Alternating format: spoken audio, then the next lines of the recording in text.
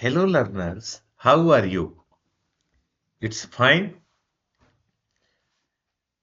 Pre-board, after pre-board exam, whatever the problems I saw in the copies of our board aspirants, I decided to make a proper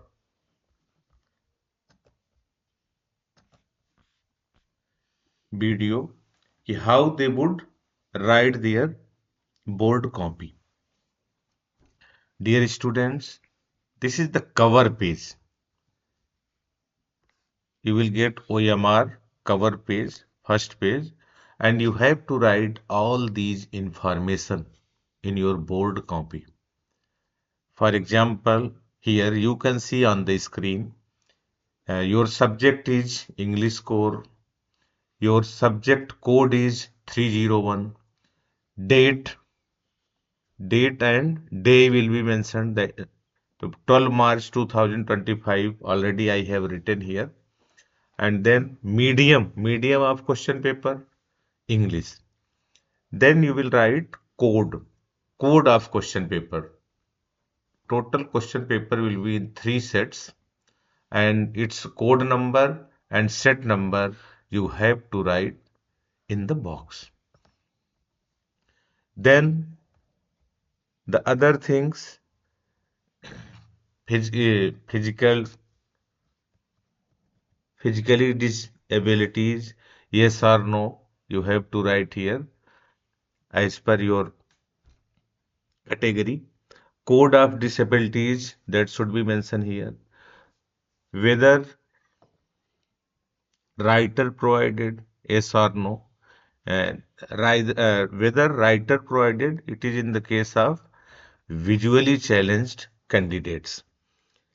Then, if visually challenged, the name of the software used, it means no, no, almost it will be no, no, no, no, no. Then, this side, you have to write your complete name that is mentioned on the that is mentioned on your admit card. Name, just for your example, I have written my own name, Nisa Kant Tiwari. So here N in this box and N letter is darkened, and I.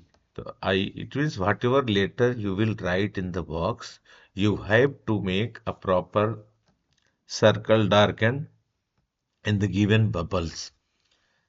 Nisa Kant Tiwari. Then here you will write your roll number, board's roll number that is mentioned on your admit card, and even you have darkened the bubbles according to the digit. Whatever you will write in the box, just below that box, a single digit that will be darkened. Then here you will write the subject code 301 and you will also darken. This is total OMR based part 301, center's name as per. Here you will also write your roll number in words, 23 crore, 25 lakhs, 20,000 only whatsoever. Then your father's name and your signature. In signature, you will just write your name in running writing, and here there is a signature of assistant superintendent, the invigilator that will do the duty in your classroom. His or her signature will be here, and here the center superintendent CS signature with seal. Now we move to our main copy. एक बात हम एकदम clear करना चाहते हैं आप लोगों को कि सेक्शन ए इस पार्ट को सबसे पहले करने का प्रयास करना है आपको, रीडिंग स्किल्स, क्योंकि सेक्शन ए ये जो 22 मार्क्स का आपका है, ये पूरी तरह से आपके लिए स्कोरिंग है, हेल्पफुल है, और इसके सारे आंसर्स उसी पैसेज के अंदर हैं. तो section a always demands your cool calm and concentrate mind। तो बिगिनिंग आवर, जो बिगिनिंग एन आवर है शुरुआत के, उसको पूरी तरह से आप यूटिलाइज करिए अपने सेक्शन ए के लिए। इवन जो 15 मिनट क्वेश्चन पेपर पढ़ने के लिए मिलता है, उसमें आप एक बार पूरे पैसेज को पढ़ जाइए, फिर उससे उस पैसेज से रिलेटेड जो सारे क्वेश्चंस दिए हुए हैं उसको पढ़ जाइए। उस क्वेश्चंस को पढ़ने के बाद पैसेज को री रीड करिए। हम गारंटी देते हैं कि आपके सारे आंसर्स आपको उसमें मिलेंगे, क्योंकि उस समय जब आप एक once a question will be set in your mind, then your mind in the second reading your mind will strike on answer। तो उसके बाद सेकेंड री रीड जब आप करोगे तो आपको सारे आंसर एक एक करके मिलते जाएंगे। तो हमको प्रॉपर वे में बोर्ड की कॉपी कैसे लिखनी है, आपके सामने जो स्क्रीन पे दिख रहा है ऐसे ही बोर्ड की कॉपी मिलेगी। बस एजुकार्ट जहां है उसकी जगह CBSE 2026 मेंशन होगा। ये जो भी क्वेश्चन पेपर मैंने सॉल्व किया है, ये 2024 का क्वेश्चन पेपर है, बोर्ड का आया हुआ क्वेश्चन पेपर है। इसमें सेक्शन ए में एंड सेक्शन बी और जो अदर पार्ट है सेक्शन बी एंड सी, उसमें भी डिफरेंट डिफरेंट ईयर्स के क्वेश्चन को इंक्लूड किया गया है इसमें। तो बात करते हैं हम सेक्शन ए की। तो सेक्शन ए जो रीडिंग स्किल्स होगा, उसमें जो फर्स्ट पैसेज है, फर्स्ट पैसेज में टोटल जो आपसे नंबर ऑफ क्वेश्चंस हैं वो टोटल पूछे जाएंगे 9। टोटल कितने होंगे, उसमें से 9 क्वेश्चंस होंगे। कुछ क्वेश्चन 1 मार्क्स के होंगे, कुछ क्वेश्चन 2 मार्क्स के होंगे। ऐसे करके टोटल 12 मार्क्स आपको सेक्शन ए के फर्स्ट पैसेज से मिलेंगे। तो अब सपोज दैट आपने पैसेज नंबर 1 किया, तो ये आंसर नंबर 1 ये प्रॉपर वे में ऐसे ही लिखेंगे आप। Section A reading skill, then answer number 1, it means passage number 1 first जो भी है। अब देखो इसमें एक वर्ड में आपको 1 मार्क्स मिलेगा, इसमें से कोई भी अगर लिख रहे हैं बोर्ड में, मैंने आपके सुविधा के लिए यहाँ कई ऑप्शंस दे दिए हैं ऑब्लिक करके, reactive, aggressive, negative, anger, disappointed. लेकिन इनमें से कोई भी एक वर्ड अगर आप बोर्ड में लिख रहे हैं तो उसमें आपको पूरा फुल मार्क्स मिलेगा। क्वेश्चन नंबर सेकंड है, तो सेकंड आप देख रहे हैं इसमें थोड़ा लॉन्ग है, तो सेकंड वाला जो क्वेश्चन है वो 2 मार्क्स का है।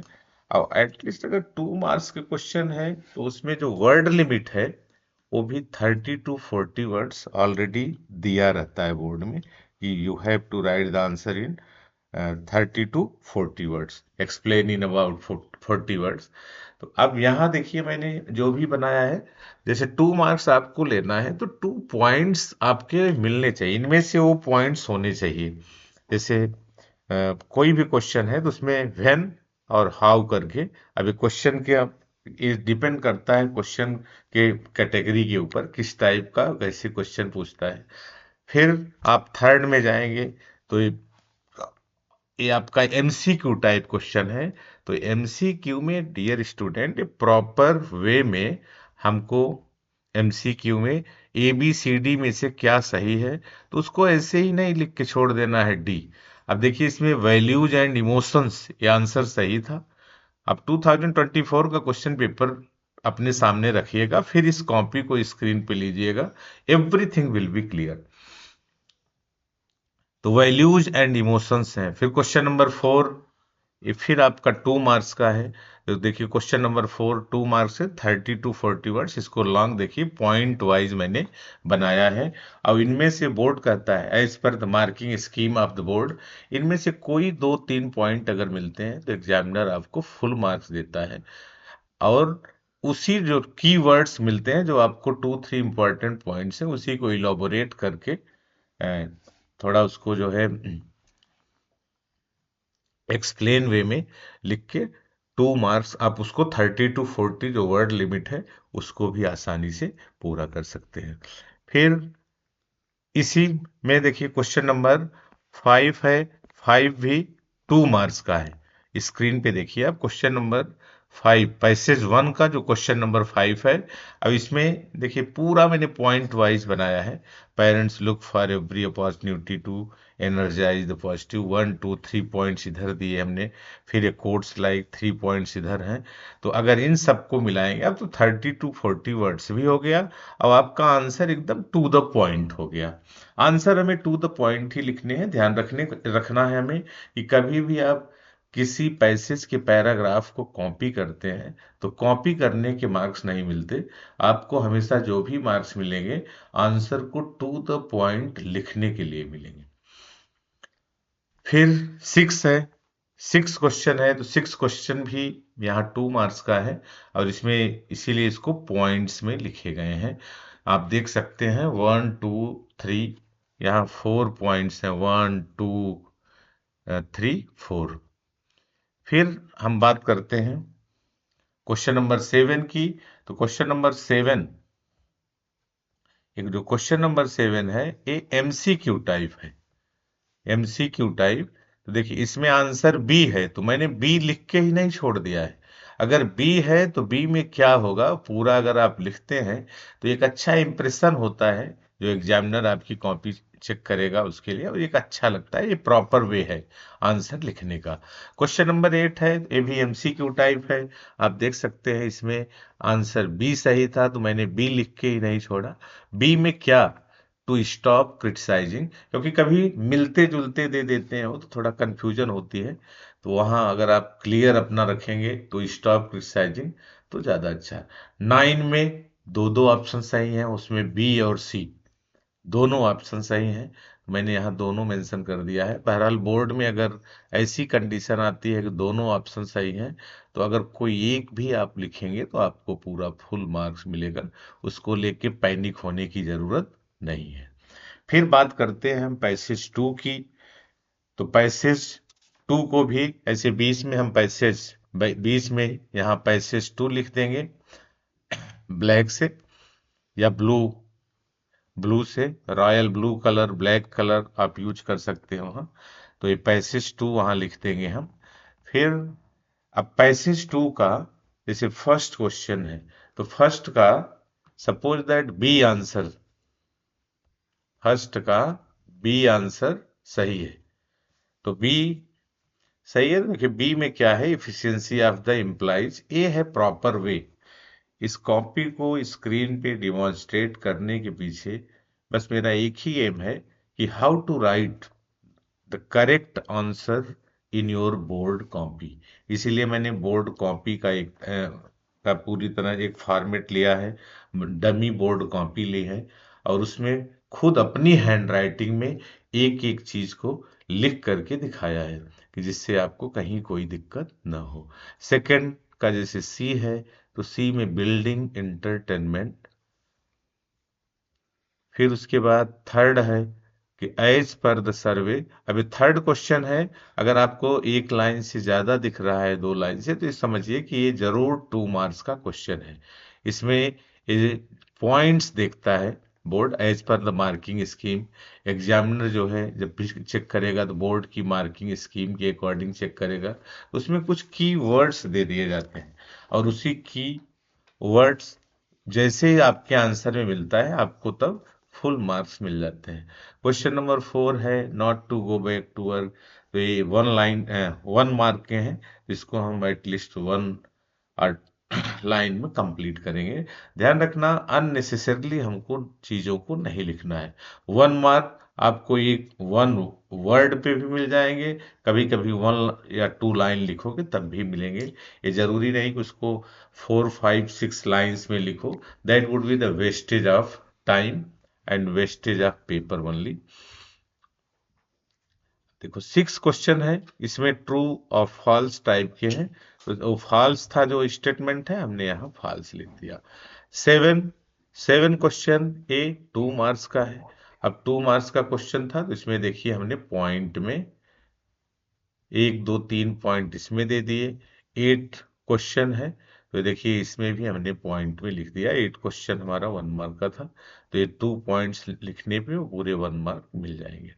तो आई होप सेक्शन ए आज के बाद से अगर हम लिखेंगे तो जो फॉर्मेट जैसा मैंने कॉपी में लिख के बताया है आपको, सेम इसमें लिखेंगे, काफी इम्प्रेसिव होगा और एग्जामिनर आपको पूरे फुल मार्क्स देगा।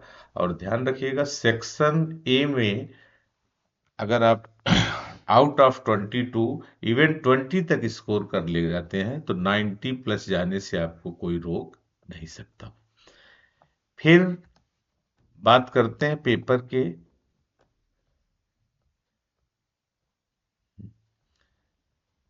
22 मार्क्स का है तो 20 तक स्कोर अगर हो गया सेक्शन ए में, क्योंकि 22 मार्क्स का टोटल होता है, अगर 20 एटलीस्ट 21 तक आप स्कोर कर ले गए तो पूरा उसमें 90 प्लस जाने में आपको कोई दिक्कत नहीं होगी। इजीली आप 90 प्लस इंग्लिश में ला सकते हैं।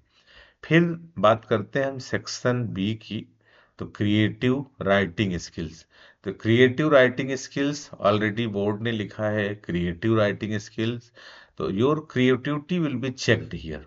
लेकिन सेक्शन बी में जो सबसे बड़ी चीज हमको ध्यान देनी है वो ये है कि इन राइटिंग सेक्शन में फॉर्मेट, जो फॉर्मेट है that is the first impression for your writing skills. क्योंकि सब कुछ आपने बहुत अच्छा किया, फॉर्मेट ही रॉन्ग है तो एक बैड इंप्रेशन होता है। फॉर्मेट से आपका फर्स्ट इंप्रेशन बनता है जिससे एग्जामिनर इम्प्रेस्ड होता है। क्वेश्चन नंबर देखो, अब आंसर नंबर 3 आपके बोर्ड पेपर का जो क्वेश्चन नंबर 3 है उसका आंसर 3 यहाँ मैंने लिखा है।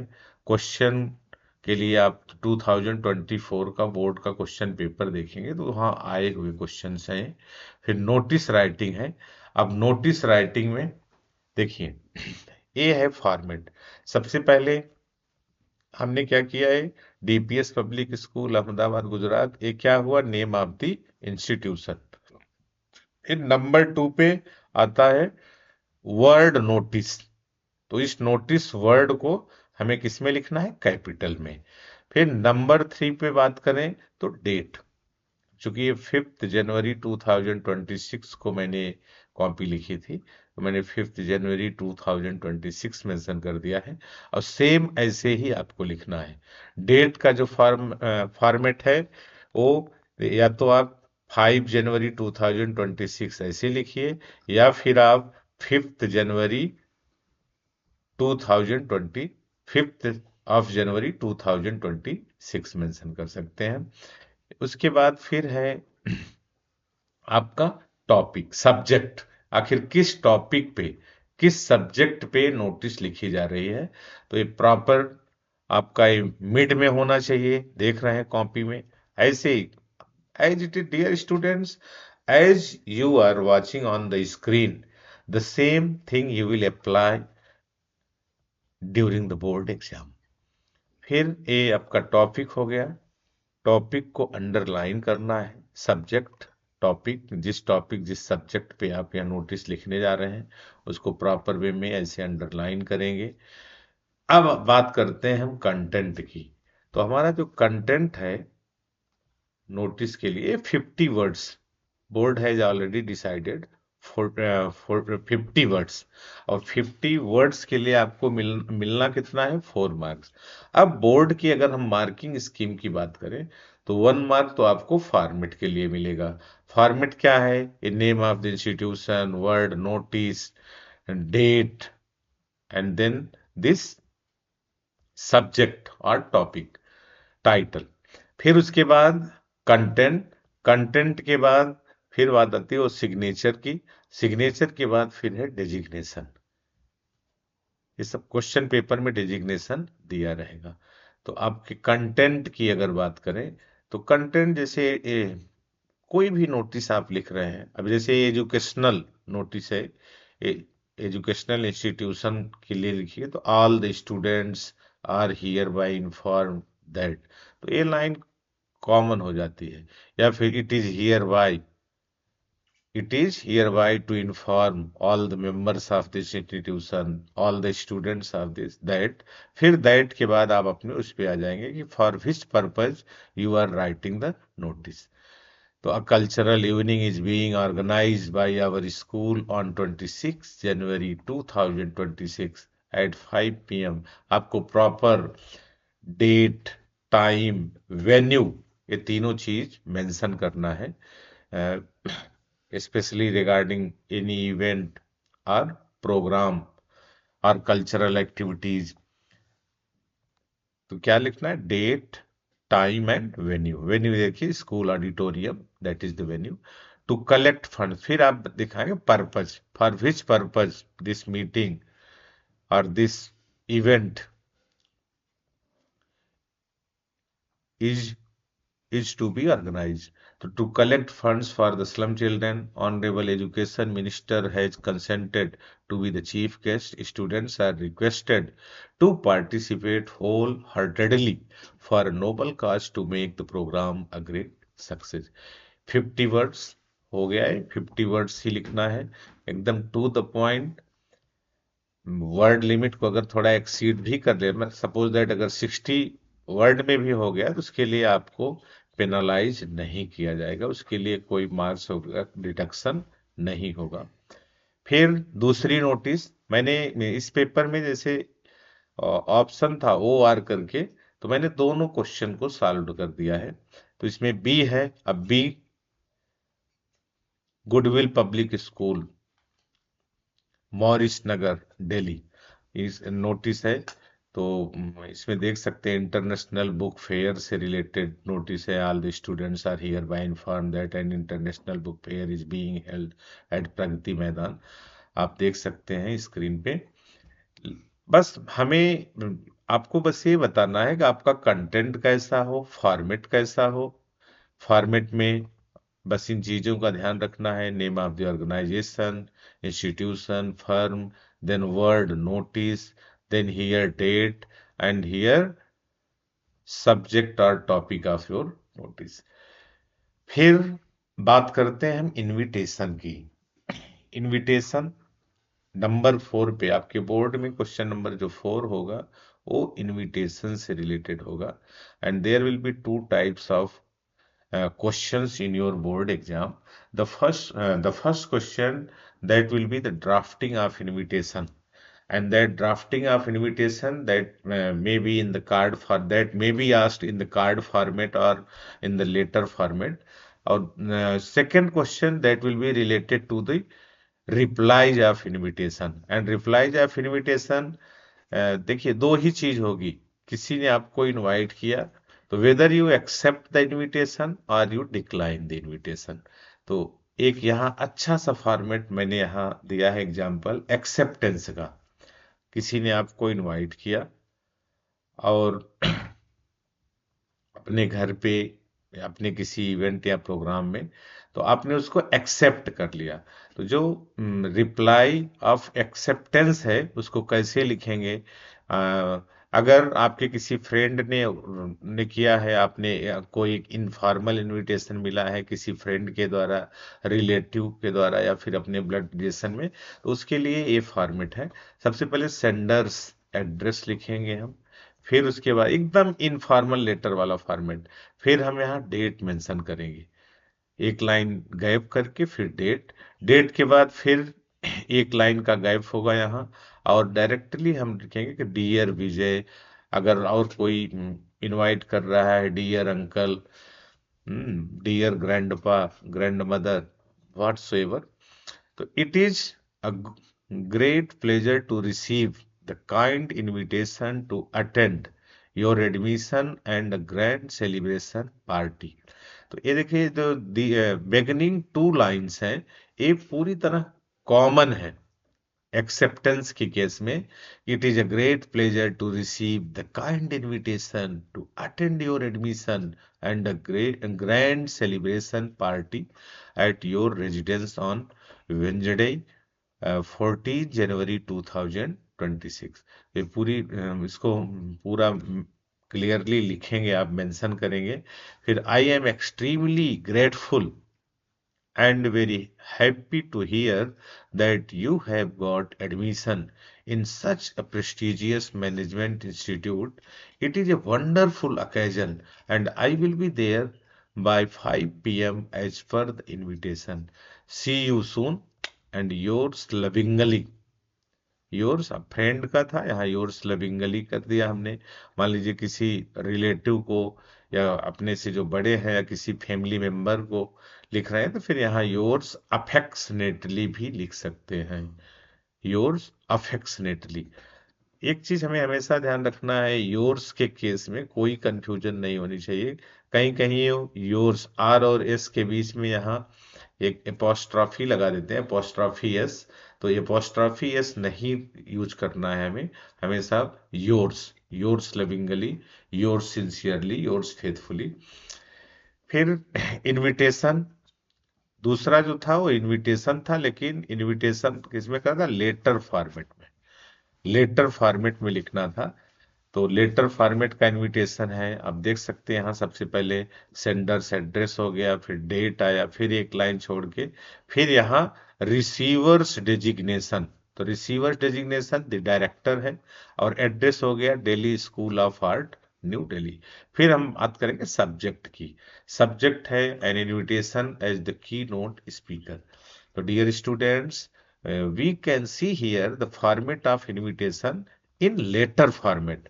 First of all, sender's address, then one line gap, and we will write here date, then a one line gap, and we will clearly mention here receiver's designation and address, then one line gap and subject, then sir, sir or madam here, then content we will write. So what the content? Vidya Mandir Vidyalaya is going to organize a talk program in the school to promote art education at all levels. In the capacity of CCA coordinator, I shall consider a great honor if you could grace the occasion as the keynote speaker on the given topic. तो हम किसी chief guest को अपने यहाँ invite कर रहे हैं, तो चीफ गेस्ट को अगर इनवाइट कर रहे हैं तो उसके लिए प्रायर में हमें कंसेंट चाहिए, क्योंकि जब एक कंसेंट मिल जाएगा उसके बाद फिर हम ड्राफ्टिंग ऑफ कार्ड में जाएंगे, वो हमारा कार्ड ड्राफ्ट होगा, कार्ड की डिजाइनिंग होगी और उसमें उस चीफ ऑफ गेस्ट का नेम हम मेंशन करा देते हैं।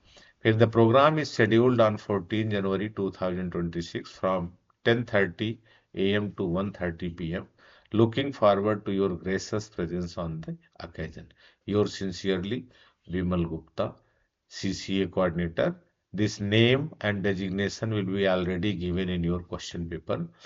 फिर हम आते हैं question number 5। Question number 5 a letter writing है। लेटर राइटिंग में आपको 2 types of letter board exam में मिलेंगे। फर्स्ट होगा लेटर टू द एडिटर और सेकंड होगा जॉब लेटर। अब ये आप पे डिपेंड करता है कि which one letter you will attempt. तो here in a I have attempted, I have written very clearly the job letter.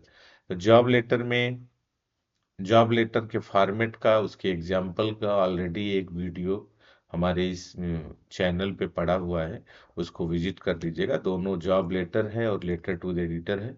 बस मैंने यहाँ लिखने का एक तरीका बताया है आपको कि बोर्ड की कॉपी जब मिलती है, देखो क्लास की कॉपी, घर की कॉपी वो दूसरे टाइप की होती है और बोर्ड की कॉपी अलग होती है, इसीलिए हर चीज को मैंने बोर्ड की कॉपी पे लिख के आपको दिखाया है।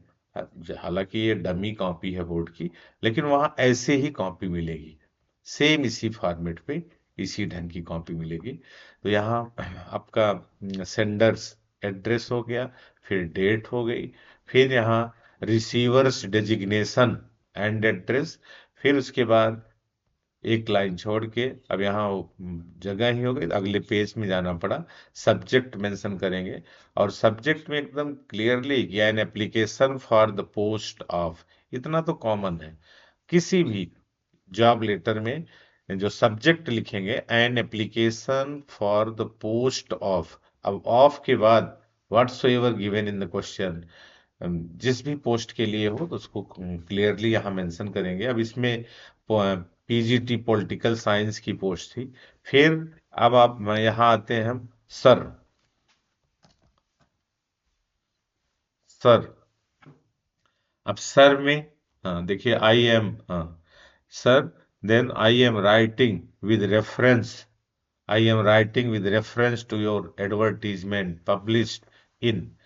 देखिए एक चीज आप ध्यान रखिए, एक जॉब लेटर है, तो जॉब लेटर के लिए मैंने एक एक फिक्स कंटेंट बनाया है। अगर इस कंटेंट को आप अपने दिमाग में रखेंगे तो कहीं कोई भी जॉब लेटर आएगा तो आपको कोई दिक्कत नहीं होगी।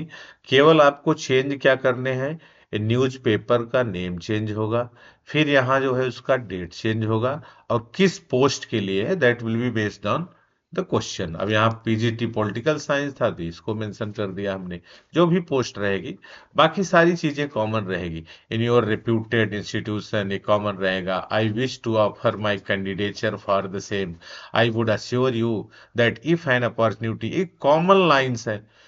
इस सारे जो एक पूरा पैराग्राफ आप जो है एज इट इज किसी भी जॉब लेटर में यूज कर सकते हैं।